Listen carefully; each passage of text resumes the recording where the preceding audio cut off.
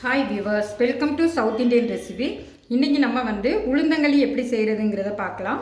அதுக்கு தேவையான பொருட்களை பார்ப்போம்னா, உளுந்து 1/4 கிலோ, 50 கிராம் பச்சரிசி, 150 கிராம் நல்லெண்ணெய், 300 கிராம் கருப்பு கட்டி, 600 கிராம் தண்ணி. நம்ம இனி இதை எப்படி செய்யலாம் அப்படிங்கிறத பார்க்கலாம். இப்போ நம்ம ஒரு கடாயை அடுப்பில் வச்சு இந்த கருப்பு உளுந்து, அதாவது களிக்கு நம்ம எப்போவுமே கருப்பு உளுந்து தான் யூஸ் பண்ணணும். கருப்பு உளுந்தை நம்ம கடாயில் வச்சு ட்ரை ரோஸ்ட் பண்ணி எடுத்துக்கலாம். அப்போ தான் இப்படி பாதியாக உடச்ச உளுந்து எடுத்தால் தான் அது எப்படி வறுபடுதுங்கிறத நம்ம கண்டுபிடிக்க முடியும். ஏன்னா முழு உளுந்து எடுக்கும்போது அது கருகுனாலும் நம்ம கண்டுபிடிக்க முடியாது. இது வறுத்து வரும்போது நல்ல ஒரு மனம் வரும். அதை வச்சு நம்ம வறுத்து பார்த்துக்கலாம். அதே போல் இந்த அரிசியும் இதே மாதிரி நம்ம வறுத்து தனியாக எடுத்துக்கலாம். இதோட போட்டு வறுக்கக்கூடாது, தனியாக போட்டு நம்ம வறுத்து எடுத்துக்கலாம். இப்போ பார்த்திங்கன்னா உளுந்து வறுப்பட்டுடுச்சு. இப்படி லைட்டாக ப்ரௌனிஷ் கலருக்கு வந்தாலே போதும். இதை விட நல்லா வறுக்கும்போது அது கரிஞ்சிரும். பாருங்கள், இந்த பக்குவத்துக்கு எல்லாமே ஒரே போல் ஒரே மாதிரி வறுபட்டுருக்கணும். இனி நம்ம இதை ஆற வச்சிடலாம். இதே போல் நம்ம என்ன பண்ணணும்னா, இந்த அரிசியையும் தனியாக வறுத்து எடுத்து வச்சுக்குவோம். இப்போ பார்த்திங்கன்னா அரிசியும் வறுபட்டுச்சு. நம்ம இதையே இனி இதோட ஆட் பண்ணிக்கலாம். இதை நம்ம என்ன செய்யணும்னா, கொஞ்சம் கூல் பண்ணுவோம். கூல் பண்ணாதான் கூல் பண்ணி இதை நம்ம என்ன பண்ணணும்னா, ரொம்ப பொடியாக நைஸாக இதை நம்ம அரைச்சி எடுத்து வச்சுக்கலாம். இப்போ என்ன பண்ணணும்னா, ஒரு பாத்திரத்தை அடுப்பில் வச்சு இனி இந்த 600 ml தண்ணி ஆட் பண்ணியிருக்கேன். 600 ml தண்ணியில் நம்ம இந்த 300 கிராம் கருப்பட்டியை நம்ம பாகு காய்ச்சி எடுத்துக்கணும். இந்த பாகு காய்க்கிறது எப்படின்னா, இந்த கருப்பட்டி அடியில் தூசு இருக்கும். அதுக்காக நம்ம இப்படி கரைச்சி எடுக்கிறோம். கரைச்சி வடிகட்டி எடுத்து வச்சுக்கலாம். இப்போ பார்த்தீங்கன்னா இந்த கருப்பட்டியை பாகு எடுத்து ஃபில்டர் பண்ணி வச்சுருக்கிறேன். அதோட இதை நல்லாவே உளுந்தையும் பச்சரிசியையும் நைஸாக நான் கிரைண்ட் பண்ணி எடுத்துருக்கிறேன். இப்போ நம்ம என்ன பண்ணணும், அந்த பாகோட இதை நல்லா மிக்ஸ் பண்ணி கலக்கி எடுத்து வச்சுக்கிடணும். இது கூட கஷ்டமாக இருந்ததுன்னா நீங்கள் கையை வச்சு நல்லா இதை கட்டி இல்லாமல் கலக்கி எடுத்து வச்சுக்கலாம்.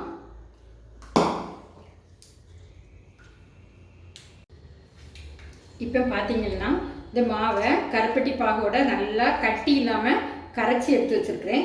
இப்போ ஒரு அடிக்கனமான கடாயோ அல்லது பாத்திரமோ அடுப்பில் வச்சுட்டு நம்ம அதில் ஊற்றிக்கலாம். ஏன்னா அடிக்கனமான பாத்திரத்தை அடுப்பில் வைக்கும்போது இப்போ நம்ம சூடு ஈக்குவலாக இருக்கும். அதே சமயத்தில் தின்னான பாத்திரத்தில் நம்ம வைக்கும்போது என்ன ஆகும்னு சொன்னால், அது சீக்கிரமாக அடி பிடிக்கும். அதே சமயத்தில் ஈக்குவலாக அந்த சூடு ஏறாது.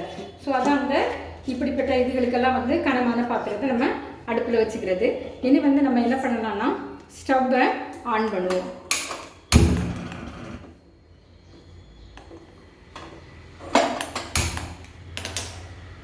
இதை அடிக்கடி நம்ம நல்லாவே கிண்டி விடணுங்க. கையை எடுக்காமல் இதை நம்ம கிண்டிக்கிட்டே இருக்கணும், அல்லது அடி பிடிச்சிரும். இது இப்போ பார்த்தீங்கன்னா நம்ம சிம்மில் வச்சே இப்படி கிளறிக்கிட்டே இருக்கணும், இல்லைன்னா அடி பிடிச்சிரும்.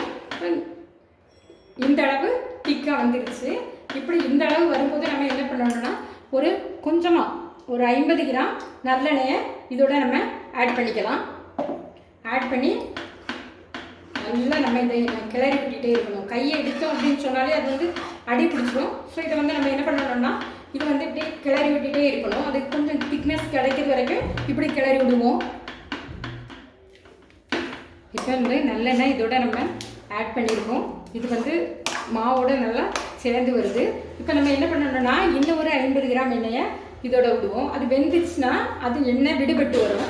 ஸோ இப்போ நம்ம இதை நல்லாவே கிளறி விட்டுட்டு இருப்போம். அல்வா பதத்துக்கு வரும்போது இந்த எண்ணெய் அது விடுபடும். விடுபட்டுன்னா களி நல்லா வெந்துருச்சுன்னு அர்த்தம். ஸோ நம்ம கிளறி விட்டுட்டே இருப்போம்.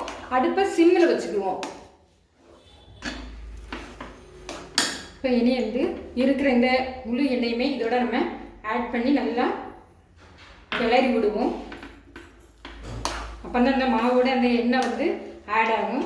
இப்போ அது வெந்துருச்சுன்னா நம்ம எண்ணெய் விடுக்கும். அந்த களியிலேருந்து எண்ணெய் விடுக்கும், அப்போ அது வெந்துருச்சுன்னு அர்த்தம். ஸோ நம்ம இப்படி கிளறி விட்டே இருக்கோம் சிம்மில் வச்சு. இப்போ பார்த்தீங்கன்னா அழகாக சுருண்டு வருது, அதாவது எண்ணெய் விடுபட்டுருக்கு, களி வந்து வெந்துருச்சு, அடியில் ஒன்றுமே பிடிக்கலை பார்த்தீங்களா. அப்போ நம்ம அடி கிணத்த பாத்திரத்தை வச்சு நம்ம சிம்மில் வச்சு கிண்டிக்கிட்டே இருக்கும்போது வந்து அடி பிடிக்காது. இந்த அருமையான களி ரெடி ஆயிடுச்சு. இந்த களி இந்த ஆரோக்கிய உடம்புக்கு ரொம்ப நல்லதுங்க. வயசுக்கு பிள்ளைகள் வந்துட்டாலே கிராமங்களில் பார்த்தீங்கன்னா எப்படின்னாக்கி உளுந்தங்களி தான் கிண்டி கொடுப்பாங்க, அது 15 நாள் வரைக்கும். அது மாதிரி டெலிவரி ஆன பொம்பளைங்களுக்கும் உளுந்தங்களி கொடுப்பாங்க. ஆண்களுக்கு கூட இது வந்து அடிக்கடி வீடுகளில் செய்து கொடுப்பாங்க. சத்தான ஆரோக்கியமான உளுந்தங்களி ரெடி ஆயிடுச்சிங்க. இது பிள்ளைங்களுக்கு நீங்கள் ஜங்க் ஃபுட் வாங்கி கொடுக்கறத விட இதை வாரத்துக்கு ஒரு முறை நீங்கள் செய்து கொடுக்கலாம். பார்த்தீங்கன்னா அது நல்லாவே இதாகிட்டுனாக்கி கையில் அது வந்து ஒட்டாது, கையில் ஒட்டாது. களி இப்படி அருமையாக இருக்கும். நீங்கள் வீடுகளில் செய்து பாருங்கள், லைக் பண்ணுங்கள், உங்கள் ஃப்ரெண்ட்ஸுகளுக்கும் ரிலேட்டிவ்ஸ்க்கும் ஷேர் பண்ணுங்கள், மறக்காமல் சப்ஸ்கிரைப் பண்ணுங்கள். தேங்க்யூ ஃபார் வாட்சிங் மை வீடியோஸ்.